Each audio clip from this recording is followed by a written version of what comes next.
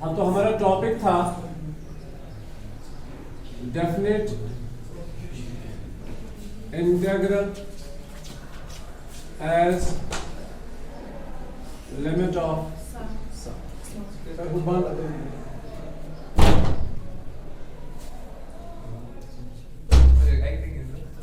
ठीक है। अभी सुनो इधर टाइम कम स्टॉप थोड़ा बोर्ड सुनो फुरकान। तो definite integral as limit of sum. Now listen to me, लेकिन अच्छा समझ का हो मुझसे। Definite integral as limit of sum, ठीक है। तो इसमें हम डेफिनेट इंटीग्रल पढ़ेंगे, इंटीग्रेशन पढ़ेंगे, but using limit of sum. Direction as integration करें। You got it. तो डेफिनेट इंटीग्रेशन का मतलब ये होता है एरिया। तो हम एरिया निकालने जा रहे हैं, उसके लिए एक फॉर्मूला है, वही उसी की हम बात कर रहे थे कल। तो that's the formula is this कि अगर आपके पास एक कर्व है, से फॉर एग्जांपल दिस, कोई फंक्शन है, इसका हमने एक हिस्सा लिया, सारा नहीं लिया, एक हिस्सा लिया, एक इंटरवल लिया, say for example from A to b. This is point a, this is point b, और हमने ए से लेकर बी तक का एरिया, इसको हम ऐसे पढ़ते हैं एरिया अंडर द कर्व, ठीक है। Area under the curve between the ordinates या from A to B, okay. Area under the curve on the x axis between A and B. अब देखो क्या क्या कहां से कवर हुआ है। एक तो ये कर्व के नीचे का एरिया है, कर्व के नीचे का एरिया तो बहुत सारा है ना, इसमें हमें बोलना है कि on the x axis, okay. लेकिन कहां से कहां तक, ए से लेकर बी तक। ये एरिया निकालने के लिए हमारे पास एक फॉर्मूला बनेगा। हम उस फॉर्मूला को डिराइव नहीं करने जा रहे, बस मैं आपको डायरेक्टली फॉर्मूला बताने जा रहा हूं। द फॉर्मूला इज कि अगर आपके पास कोई कर्व है like sin x, cos x, ex, whatsoever is the curve, area कहां से कहां तक निकालना है, a से लेकर b तक। This is lower limit, this the value of x actually, है ना। x is equal to a and this is x is equal to b, f of x। इसका हमने एरिया निकालना, इसके लिए एक फॉर्मूला है b minus a, b minus a। हमने इसको डिराइव नहीं किया, ठीक है। तो आप ये नहीं कहना कि ये कहां से आया।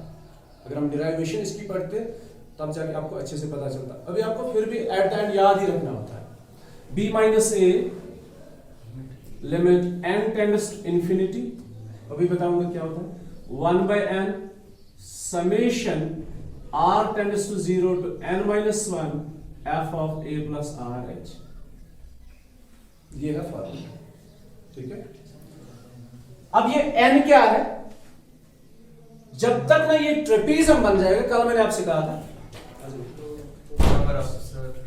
देखो n टेंड्स टू इंफिनिटी, मतलब आप यहां पे इतने हिस्से कर रहे हो, हम हिस्से इसलिए कर रहे हैं ताकि ट्रेपीजियम बने। क्या कसम बन, क्या ये ट्रेपीजियम बन गया? नहीं। हम इक्वल पार्ट्स जब करेंगे, से फॉर एग्जांपल हमने 4 पार्ट किए इस हिस्से के, हिस्से इसलिए किए ताकि ट्रेपीजियम बने, लेकिन अभी ट्रेपीजियम नहीं बन रहा है, ठीक है। अभी कितने हिस्से किए थे? 4 हिस्से किए थे। क्यों किए हिस्से? ट्रेपीजियम बनाने के लिए, क्योंकि ट्रेपीजियम का एरिया हमें पता होता है। You got it. अभी और 4 हिस्से करेंगे, मतलब डबल हो जाएगा ना, 8 हिस्से होंगे। अभी भी ये ट्रेपीजियम नहीं है, लिसन टू मी, अभी भी ये ट्रेपीजियम नहीं है। तो जितने आप हिस्से करोगे, आप हिस्से अकॉर्डिंग टू कैसे करोगे कि ताकि ट्रेपीजियम बन जाए। अभी भी ये ट्रेपीजियम नहीं बन रहा है, आप और हिस्से करोगे, ठीक है। इन हिस्से, जितने हिस्से आप कर रहे हो उनको हम n बोलते हैं, ठीक है। नंबर ऑफ स्ट्रिप्स, जितने आपने स्ट्रिप्स बनाए तब तक हिस्से करोगे जब तक ना ट्रेपीजियम बने। You got my point. तभी लिखा है n टेंड्स टू इंफिनिटी, मतलब आप इंफिनिटी तक हिस्से कर सकते हो, आपके पास ऑप्शन ही ऑप्शन है। You got it. नहीं समझे, मैं फिर से बता रहा हूं, हम डिराइवेशन नहीं पढ़ रहे, बस मैं इस चीज को एक्सप्लेन कर रहा हूं, टर्म्स को आपके सामने एक्सप्लेन कर रहा हूं। तो आपने इसके नीचे एरिया निकालना है, और ये कोई फंक्शन है एफ ऑफ एक्स। इसको लिखते कैसे, इसकी इंटीग्रेशन करते हैं। एरिया निकालने के लिए हमारे पास इंटीग्रेशन है, integration from A to b, यहां से यहां तक एरिया निकालना है। On the x axis under the curve f of x, it can be written as integration from A to b f of x d of x which is equal, ये limit of sum, इसका formula है, it's b minus a limit n tends to infinity 1 by n summation r tends to 0 to n minus 1 f of a plus r h। इसमें और एक चीज आ गया h, ठीक है। ये h क्या है, जो आप इक्वल पार्ट्स कर रहे हो ना, इसको हम हाइट बोलते हैं। इसको ये इक्वल होंगे, कि या 2 सेंटीमीटर तो ये 3 सेंटीमीटर होगा, नहीं, ऐसा नहीं है। जो भी आप पार्ट्स करोगे इक्वल पार्ट्स होने चाहिए। सो h इज दिस, कि यहां से इस पॉइंट से लेकर इस पॉइंट तक, या इस पॉइंट से लेकर इस पॉइंट तक की जो डिस्टेंस है उसी को हम h बोलते हैं। You got my point. तो ये h हो गया, ये n हो गया, a और b आपको पता है। अब ये r कहां से है, इसके बारे में अभी हम बात करेंगे। क्लियर। अच्छा, इसमें आपको और थोड़ा याद रखना है, h जो होता है ना, it's b minus a divided by n। नहीं समझे, ये समझे, h is equal to b minus a divided by n, or n is equal to b minus a divided by h. Is that clear? अच्छा, अगर मैं आपसे ये कहूं as n tends to infinity, आपके पास ऑप्शन है कि n के कितने हिस्से करोगे, इनफिनाइट हिस्से। जब आप n के इनफिनाइट मतलब इसके इनफिनाइट हिस्से करोगे तो h का वैल्यू क्या आएगा, जरा बताओ। b minus a divided by infinity, anything divided by infinity is 0, तो h tends to 0, h is equal to, फिर हम कहेंगे h tends to 0। so as n tends to infinity, h tends to 0। अभी मैं समझाऊंगा क्या होता है। now listen to, say for example it's 1 here, listen, it's 10 here, तो 1 से लेकर 10 तक का एरिया निकालना हमें अंडर द कर्व। ठीक, अब मिसाल के तौर पर हम 10 हिस्से करने जा रहे हैं। ये 0 ही मानो आप, ये मानो आप 0 से हमने शुरू किया, कहां से, ताकि कैलकुलेशन में आपको थोड़ी आसानी लगे। 1 2 3 4 5 इक्वल पार्ट्स हैं, हाँ? कितने आ गए, 1 2 3 4 5 6 7 8 9 10, और एक करेंगे। कहां से कहां तक एरिया निकालना है, 0 से लेकर 10 तक। कितने हिस्से हमने किए, 10 हिस्से किए। तो मुझे कोई बताएगा यहां से यहां तक की डिस्टेंस कितनी होगी, 1। श्योर। सो h मतलब डिस्टेंस कितनी होगी, फिर कितनी डिस्टेंस हमें रखनी है। अगर 0 से लेकर 10 तक हमें 10 हिस्से करने की जरूरत पड़ी तो हमें कितनी डिस्टेंस रखनी है, that is h। So h is equal to 10 minus 0 divide by 10 हिस्से हमने किए, so h is equal to 1। अब समझ आया, अब समझ आइए h कहां से आया। h होता है कि इसके बीच में डिस्टेंस कितनी है, इसीलिए मैंने एक इजी कैलकुलेशन दी 0 से लेकर 10 तक, फिर इसमें 10 हिस्से किए ताकि आपको समझ में आ जाए कि h इज इक्वल टू 1, और ये सही है। ठीक है, इज दैट क्लियर। तो आगे चलते हैं। ये वास्तव में थोड़ा बोरिंग पानस अच्छी आसान, इस करो क्वेश्चन, अभी हमने क्वेश्चन मत किया। So integration from a to b f of x d of x is equal to b minus a limit n tends to infinity 1 by n summation r tends to 0 to n minus 1 f of a plus r h is equal to b minus a divided by n as n। अच्छा, और एक बात, ये 0 से लेकर 10 तक था, कितने हिस्से किए थे, 10 हिस्से। मान लो 10 हिस्से, तो लेंथ कितनी थी, इसके बीच में डिस्टेंस कितनी थी, 1। अगर और हिस्से करेंगे n बढ़ता जाएगा, अभी 10 किए थे, अब 20 करेंगे, ये h जो है ये क्या हो जाएगा, कम होता जाएगा। अच्छा, जब आप इनफिनाइट हिस्से करोगे तो h एट द एंड कहां पहुंच जाएगा, मतलब जितने आप हिस्से करते जाओगे इसके बीच में डिस्टेंस जो है ये खत्म होती जाएगी। अभी था 1, फिर 0.5, फिर 0.25, फिर और कम होता जाएगा तो ये 0 की तरफ जाएगा। इसीलिए हमने कहा as n tends to infinity h tends to 0। Clear? अब आगे ये तो हम फार्मूला क्वेश्चन में अप्लाई करेंगे। अभी मैं आपको कुछ और सिखाऊंगा। मैथमेटिकल इंडक्शन आपने सुना होगा नाम परसों लास्ट ईयर सुना है, और मैंने परसों भी बताया था। मैथमेटिकल इंडक्शन के अंदर सबसे पहला फार्मूला जो हमने डिराइव किया था that is sum of natural numbers. 1 plus ये यहां पे जरूरत आएगी इसका 1 प्लस 2 प्लस 3 प्लस 4, बोलो n तक का सम कितना होता है? Sum of natural numbers up to n terms is n into n plus 1 divided by 2. पता sure? Sum of natural numbers up to n terms is n into n plus 1 divided by 2. इसको लिखते हैं हम s of n।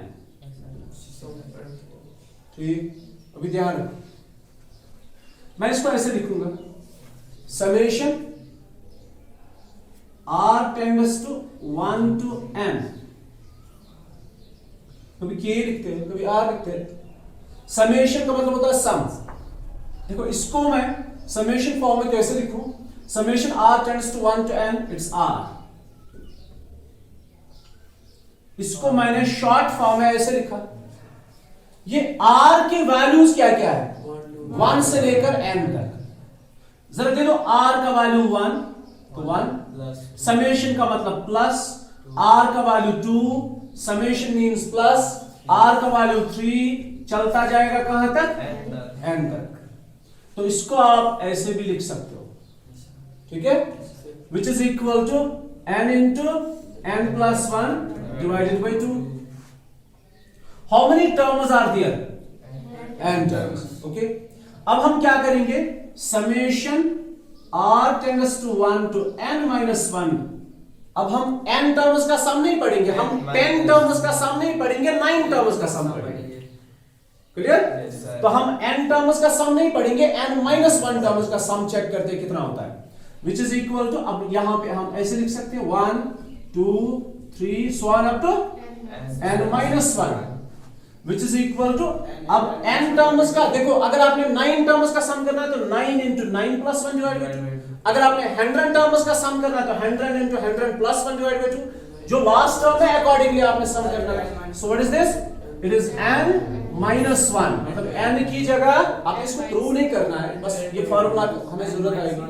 n minus 1 into n minus 1 plus 1 divided by 2, this and this cancel, so the formula is n into n minus 1 divided by 2।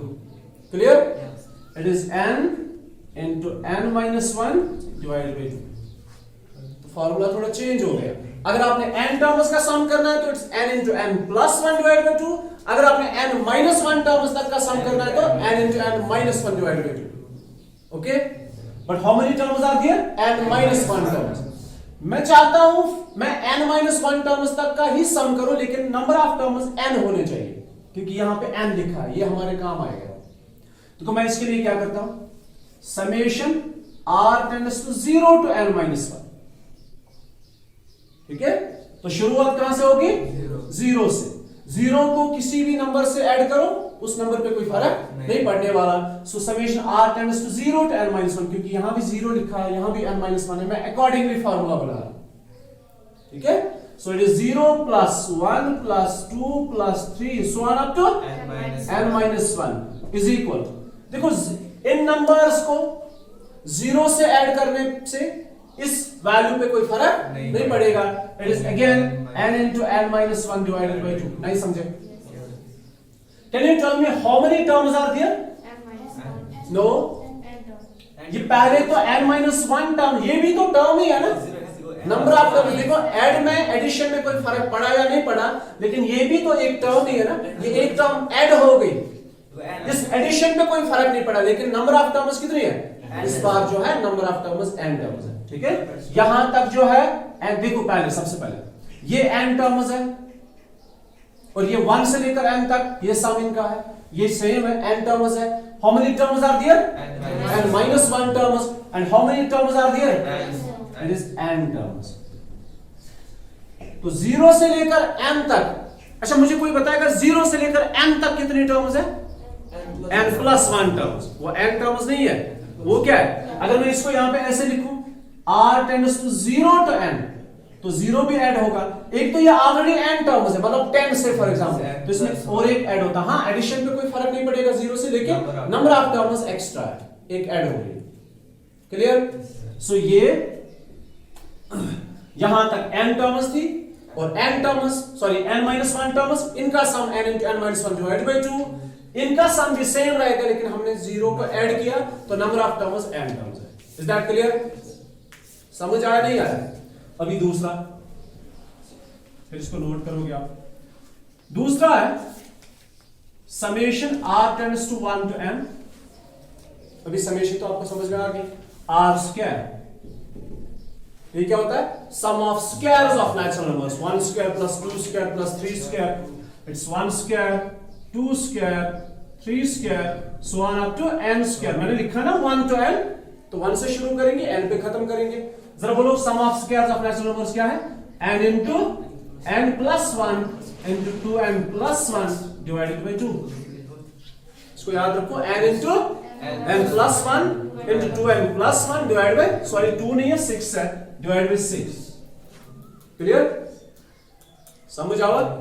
अब देखो इसमें भी ऐसे हम चेंजेस करेंगे। नाउ लिसन टू मी, इसमें भी हम यही चेंजेस करेंगे। हम सम करेंगे 1 से लेकर n-1 तक ही, क्योंकि यहां पे n-1 है, n-1। So it is 1 square r square, listen, 1 square 2 square 3 square so on up to n-1 square। तो जहां पे n था वहां पे अब n-1 है। अगर हम 10 टर्म्स को सम कर रहे थे, अब हम 9 टर्म्स को सम कर रहे हैं, तो अब इस फॉर्मूला को चेंज करेंगे। कैसे चेंज करेंगे? देखो, n की जगह क्या लिखोगे? n-1 plus 1 into 2 times n-1 plus 1 divided by 6। ये और ये कैंसिल। अब देखो क्या बचा पहले? n, फिर n-1। इसको जरा ध्यान से देखो, ये 2n है, ये फिर -2 है, +1 है। 2n -2 plus 1 is -1 divided by 6। अब देखो फॉर्मूला क्या बना?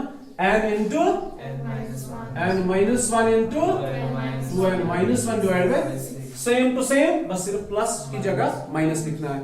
ठीक है, समझ आया? अच्छा, ये कितनी टर्म्स है? n-1 टर्म्स है, तो 0 को ऐड करेंगे, ये अब n टर्म्स बन गई। मतलब मैं असल क्या है, 0 ऐड बहा तो 0 से फर्क में कि नंबर ऑफ टर्म्स बढ़ा, लेकिन 0 से कोई फर्क नहीं पड़ेगा। 1 square plus 2 square up to n-1 square, sorry 0 square plus 1 square plus 2 square up to this is n into n-1 into 2n-1 divided by 6। Is that clear? समझ आया? आगे और एक क्यूब, क्यूब की जरूरत यहां नहीं पड़ेगी। और एक चीज है constant. Say for example we have this summation r tends to 1 to n, 1 से लेकर n तक। ठीक है, हमारे पास कोई कांस्टेंट 3 है। देखो r का वैल्यू 1 दे दो तब भी 3 है, 3 प्लस r का वैल्यू 2 दे दो, r तो है नहीं ना, constant remains unchanged, it's again 3 plus plus plus 3, last भी 3 होगा। जरा बोलो कितने 3s है मेरे पास? n 3s है ना। से फॉर एग्जांपल अगर 1 से लेकर 10 तक होता, मैं लिखता 3 को 10 times, so it's 3 plus 3 plus 3 plus 3 plus 3। मैं लिखता 3 into 10 टाइम्स, दैट इज 30। तो इनका आंसर कितना होता? इसका आंसर कितना होगा? 30। क्यों? क्योंकि मैंने 3 को ऐड किया how many times? 10 times. Clear? अभी अगर n है तो मैंने 3 को कितनी बार ऐड किया? n टाइम्स, तो it's 3n। Is that clear? समझ आया? अगर यहां पे n-1 है तो मैंने 3 को कितनी बार मल्टीपल किया? n-1 times, 3 into n-1। अभी अगर यहां पे 0 है तो अब मेरे पास कितने 3s है? मेरे पास n-1 3s नहीं है, मेरे पास n 3s है। तो फिर से यहां पे 3 into n आएगा। मुझे लगता है ये आपको समझ नहीं आया। समझ आया? नहीं, अभी ये देखो, अभी r is equal to 0 जो है ये 0 नहीं है, हमने 0 को ऐड नहीं किया, हमने 3 को ऐड किया। क्योंकि r तो है नहीं। When r is equal 0, what is this? It is 3। हाँ, यहां पे था 0 ऐड करते थे हम। You got it? तब वो 1 पे n-1 या 0 से लेकर n-1 जो सम है वो सेम रह जाता है। लेकिन अगर मैं 1 से लेकर n-1, मैं यहां पे कोई नंबर लेता हूं, मैं नंबर लेता हूं 9। 1 से लेकर 9 तक सम करेंगे 3 को, तो 3 into 9 that is 27। ठीक है। अगर 0 से लेकर 9 तक 3 को सम करेंगे तो ये 3 into 10 बनेगा, क्योंकि ये 3 जो है ये 9 टाइम्स नहीं है, ये 10 टाइम्स है। इस बार फर्क पड़ता है इसमें। ओके तो अगर आपके पास कभी ऐसे होगा क्वेश्चन में 0 r tends to 0 to n-1 it is 2 से फॉर एग्जांपल, क्या लिखोगे आप लिखोगे 2 टाइम्स n, क्योंकि आप n टाइम्स 2 को ऐड कर रहे हो। n-1 नहीं लिखोगे। अगर 1 होता तो n-1 टाइम्स आपने 2 को ऐड किया, लेकिन ये 0 है तो आपने 2 को कितनी बार ऐड किया? n-1 times. You got it? अतः गलती है n टाइम्स, तो आपने 2 को ऐड किया कितने टाइम्स? n times. हम चीज 10 पाने समझे। क्लियर? इसका ले लो आप फोटोग्राफ, तो हम क्वेश्चन लिखेंगे अभी 10। Now listen, it is exercise 7.8 question number 2, question number 1 अभी हम पेंडिंग रख रहे हैं, इसको हम इसके बाद दिखाएंगे। फिलहाल क्वेश्चन नंबर 2। ओके, आपने इंटीग्रेट करना है 0 से लेकर 5 तक, किसको? x plus 1 and d of but limit of sum। ठीक है, ऐसे करना है। उसे गणित ही क्या जिक्र करा मैं आपको थोड़ा ध्यान इसका सो गणित लिखा integration from a to b f of x d of x। पहले हम फार्मूला को आंसर में भी लिखेंगे ताकि हमें आसानी हो जाए। It is sorry this it's b minus a limit n tends to infinity 1 by n r tends to 0 to n minus 1 f of a plus r। इतना तो याद रह जाता है शिंतु तमस तक। ठीक, अब देखो सबसे पहले आप क्या करोगे क्वेश्चन में ही, लिसन सबसे पहले आप a देखोगे, b देखोगे, ठीक है, h आपको चाहिए और n आपको चाहिए, r ये नहीं है, r तो अलग चीज है।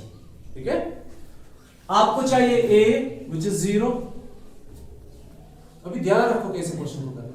आपको चाहिए a which is 0, आपको चाहिए b which is 5, आपको चाहिए h which is b minus a divided by n। h is equal to, अभी आप ध्यान रखो, h is equal to b minus a divided by n। It's 5 minus 0 divided by n, which is 5 by n. So, is all clear? Great, is that going to So, h is equal to b minus a divided by n, which is 5 minus 0 divided by n, which is 5 divided by n। तो ये हमारा question है 0 से लेकर 5 तक x plus 1 d of x। इसको integrate करेंगे limit of सम। इसमें से हम सबसे पहले क्या निकालेंगे? a which is 0। अगर कंपैरिजन करेंगे then it is b which is 5, then it is h। h किसके बराबर होता है? b minus a divided by n। so h is equal to 5 minus 0 divided by n।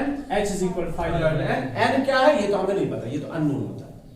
हमने कितने हिस्से किए, ठीक है, क्लियर? अच्छा, a को कंपेयर किया, b को कंपेयर किया, अब किसको कंपेयर करेंगे? फंक्शन को। f of x is equal to x plus 1। तो सबसे पहले मैंने क्वेश्चन लिखा, फिर जो आइडेंटिटी जो फार्मूला है उसको लिखा, फिर मैंने साइड में रखा और कंपैरिजन किया, a लिखा, b लिखा, h निकाला और फंक्शन लिखा। ओके, अब इसको अप्लाई करेंगे। सो i is equal b minus a, क्या लिखूं मैं? 5 माइनस a। क्लियर, समझ आवा? m के साथ नहीं छेड़ोगे अभी, ये ऐसे ही रखो। This summation r tends to 0 and देख लेना अच्छे से मैंने कहां कहां चेंज की। अभी मैं इस वाले स्टेप में सिर्फ a और b को अप्लाई कर रहा हूं। जहां पे a और b है उनको चेंज कर रहा हूं। b 5 a 0, इसको ऐसे रखा, समेशन को ऐसे रखा, f of a is 0 plus r h। h को आप वैल्यू अभी नहीं दोगे, जब मैं बताऊंगा तभी देना, ठीक है। इस वाले स्टेप में मैंने क्या किया, सिर्फ a और b को चेंज किया। Clear. So i is equal to 5 limit n tends to infinity 1 by n summation r tends to 0 to n minus 1, it is f of 0 plus rh is f of rh। इतना समझ आया। तो पहले step में मैंने क्या किया, a और b को सिर्फ वैल्यूज दिए बस। दूसरे स्टेप में मतलब सिंपलीफाई किया। अब देखो तीसरे स्टेप में क्या करेंगे, i is equal to 5, इस पे आप फोकस करो, इसको कुछ करना ही नहीं, इसको ऐसे ही रखो लास्ट तक। It is limit n tends to infinity 1 by n। अभी इस बार हम फंक्शन को चेंज करेंगे, किसको, मैं मार्क करके रखूंगा इसको, समेशन को रहने दो। अभी इस बार हम क्या करेंगे, what is the function f of x किसके बराबर है, x प्लस 1। f ऑफ 5 अगर होता तो किसके बराबर है, 5 प्लस 1। f ऑफ h अगर होता तो h प्लस 1। अगर f ऑफ r h है तो r h plus 1। Clear. Function हमारे पास f of x which is x plus 1 और मुझे चाहिए f of r h which is r h plus 1। अभी कहीं f है, किंतु f था ये सर था, हम फंक्शन को ही चेंज कर रहे हैं। तो f of x is x plus 1, so f of r h is r h plus 1। इतना समझ आया। इस वाले स्टेप में मैंने क्या किया, इस वाले स्टेप में क्या किया, फंक्शन को रिप्लेस किया। पहले स्टेप में क्या किया, a और b को रिप्लेस किया। दूसरे स्टेप में क्या किया, दूसरा ये है ना, ये तो सिंपलीफाइड है, दूसरा ये है। तो दूसरे स्टेप में क्या किया, फंक्शन को रिप्लेस किया। क्लियर। कितने हो गए, 2 स्टेप्स है। तो तीसरा इसको आप कंसीडर मत करो। सो i is equal to 5 limit n tends to infinity 1 by n। अभी ब्रेसेस शुरू करेंगे। देखो ब्रेसेस के अंदर समेशन के साथ दो चीजें हैं, इनको आप सेपरेट कर सकते हो, अलग अलग कर सकते हो। It is summation r tends to 0 to n minus 1 r h एक, दूसरा summation r tends to 0 to n minus 1 1। दो समेशन आ गए, ठीक है। एक इसका समेशन आर एच का, एक 1 का समेशन। आगे चलते हैं। अब बस ध्यान रखो, एक बार आपको ये याद रह जाएगा ना स्टेप्स क्या क्या है, फिर आप इजीली कर सकते हैं। i is equal to 5। आप ध्यान नहीं रखोगे आपको क्वेश्चन नहीं आएगा। Limit n tends to infinity 1 by n। देखो समेशन में r है, अगर r से एक्स्ट्रा कोई चीज है उसको आप समेशन से बाहर निकाल सकते हो। नहीं समझ आया। तो आप h को क्या करोगे, बाहर निकालोगे। इस पे तो r अप्लाई नहीं होता, तो h को आप बाहर निकालोगे समेशन से, सिर्फ इतना रखो, ठीक है। Plus summation r tends to 0 to n minus 1 1।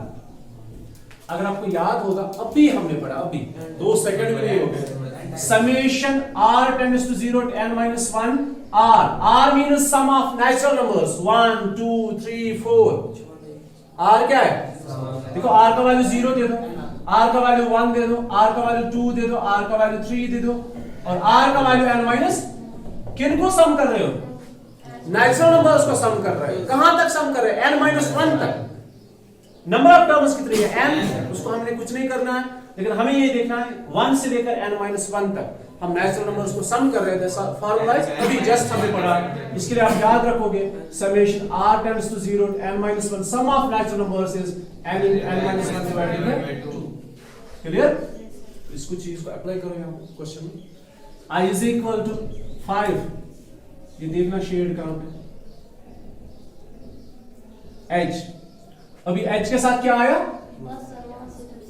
बस इसे नीचे यहां। So i is equal to 5 limit n tends to infinity 1 by n h। अब h के साथ क्या है, इसका सम कितना है, n into n minus 1 divided by 2। In n से h फर्क ही करिए उनका, ये सोच, ये h है वो n है, प्लस 1 को सम करना है कितनी बार? n times. कितनी बार? मैं फिर से बताऊंगा। Summation r tends to 0 n minus 1 when r is equal to 0 where is r? यही नहीं है ना, तो ये 1 ही है। when r is equal to 1 r तो है नहीं, तो हम 1 को ही सम करें कितनी बार? n टाइम्स, तो इट इज n टाइम्स 1। अगर ये चीज समझो बुक कर दीजिए। समझ आया? तो ये यहां तक आ गए हम।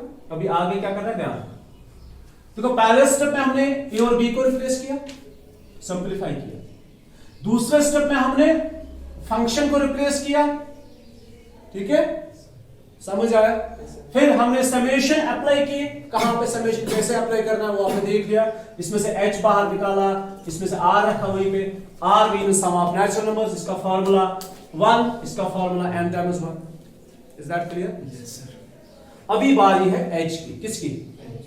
इस वाले स्टेप में अब h की बारी है। अब h को रिप्लेस करेंगे इस वाले स्टेप में। I is equal to 5 limit n tends to infinity 1 by n। h का वैल्यू कितना है?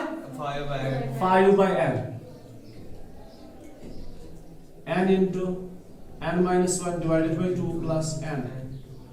एक कैंसिल। ठीक। अब इसमें कितने फैक्टर और है? एक। ये पहले कितने फैक्टर्स थे? है ना, दो फैक्टर। दो फैक्टर के लिए 2 n की जरूरत है, एक फैक्टर के लिए 1 n की जरूरत है। ये दो फैक्टर्स है तो 2 n जरूरत थी, लेकिन हमारे पास कितना है? एक ही था। अभी दूसरा n जो है वो बाहर से आएगा। नहीं समझ आवा? और तुम होता है उमर ऑप्शन का वन मोनी 1 by n अंदर हमन से मल्टीप्लाई करने का। ये मिस खतर छ आख n जरूरत से शिक ये मिस खतर छ आख n जरूरत से शिक। ठीक है? अगर 3 फैक्टर आसान तेल कस n जरूरत, फिर हमें 3 n चाहिए। अगर 3 फैक्टर्स होते, अगर 2 फैक्टर से 2 n चाहिए, अगर 1 फैक्टर है तो 1 n चाहिए। इसके लिए 1 n की जरूरत है, वो बाहर है। इसके लिए 2 की जरूरत थी, एक हमने h से लाया और दूसरा बाहर से लाएंगे। अब देखो क्या होगा। I is equal to 5। अब बारी है n को अंदर ले जाने की। It's 5 by 2 कांस्टेंट साइड में रखो। n minus 1 के साथ क्या डिवाइड करोगे? n। समझ आया? प्लस 1 by n भी n के साथ मल्टीप्लाई। लास्ट क्वेश्चन इतना समझ आया? एक तो कैंसिल हो जाएगा। अभी क्या करना है? लास्ट देखो, ये इंपॉर्टेंट है। Last I is equal to 5 limit n tends to infinity 5 by 2। देखो अब n का अब हमें लिमिट देना है, और आप लिमिट तब दे दो जब आपसे कोई आंसर मिल जाता है। तो isn't you directly n value infinity, anything divided by infinity is 0, even soar is 0। हम सब पे पानी फेर रहे हैं, ऐसा नहीं करना। ठीक है? पहले इसको क्या करेंगे? अलग अलग करेंगे ऐसे। ये n जो है दोनों का है, n by n is 1 by n, so it is 1 minus 1 by n plus 1। इतना समझ आया? ठीक है? यह अकली काम है। अगर आज 5 अब लिमिट प्रोवाइड करेंगे विद मोर लिमिट या जे n छ ना ता जे को इन्फिनिटी। It's 5 by 2। हां, it's 5 by 2 1 minus 1 by infinity, मतलब जहां पे n है वहां पे infinity plus 1। So it is I is equal to 5 into 5 by 2, 1 minus 1 by infinity is 0 plus 1। अब इसको सिंपलीफाई करेंगे। ठीक है? टोटल सिंपलीफाई करेंगे, करो या तो। So I is equal to 5 into 5 by 2 into 1 minus 0 is 1 plus 1। So it is 5 into 5 plus 2 is 7 by 2, and 7 by 2, so it is 35 by 2। आते जो स्क्वायर का स्क्वायर यूनिट्स क्या है इसका? क्योंकि एरिया है ना, इसके साथ में क्या लिखा करोगे? Square units. So this is the answer। समझ आवा? चलो फोटोग्राफ चलिए।